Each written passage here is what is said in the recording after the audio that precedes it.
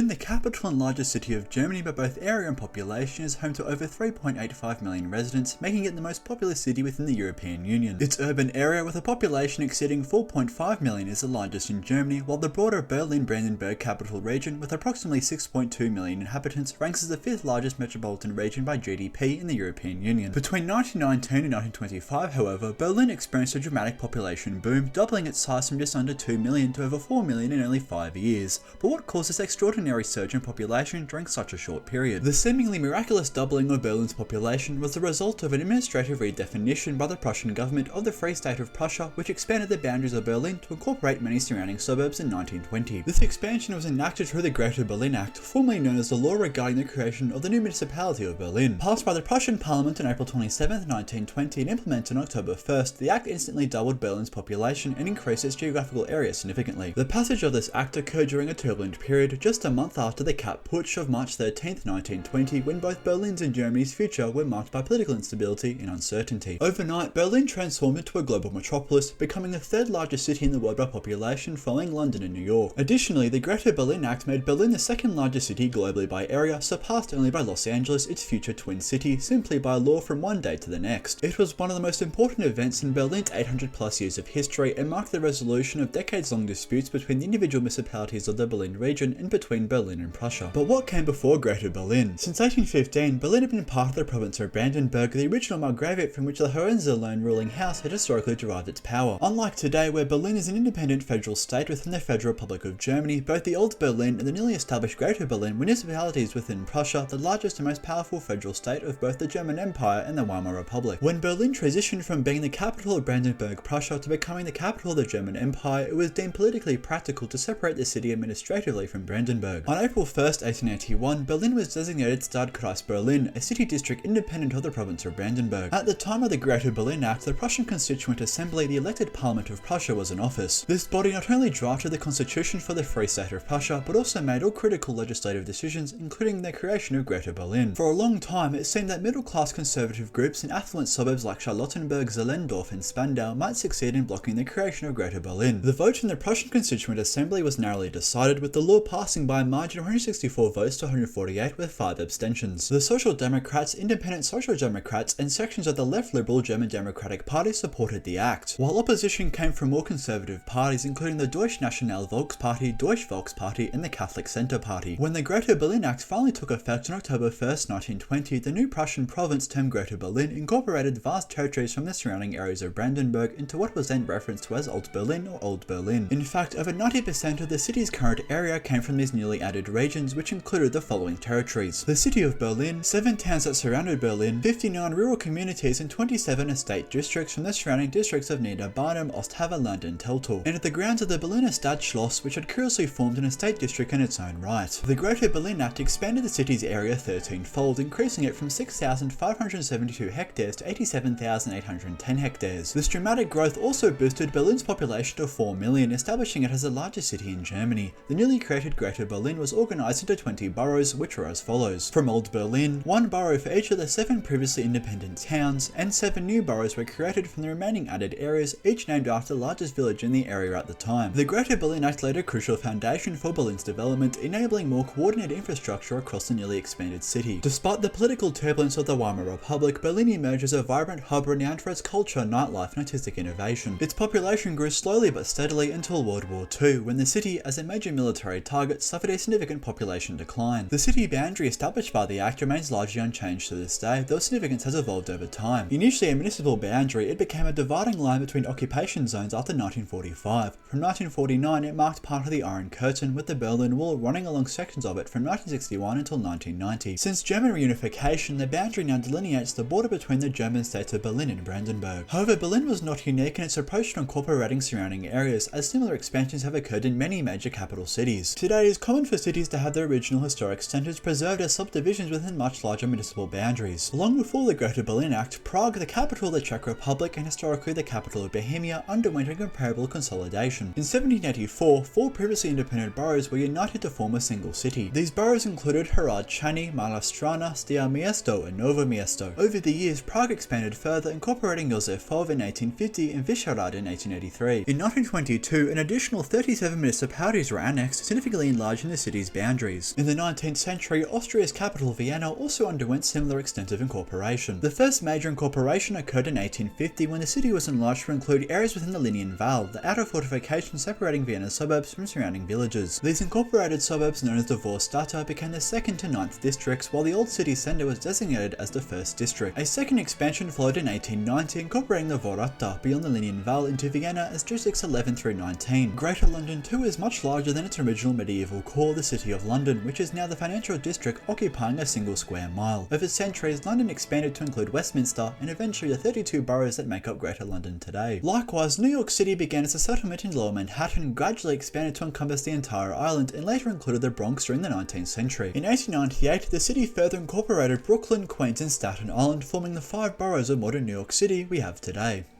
This has been me, Jack. If you're watching this video from Berlin, please leave a comment down below.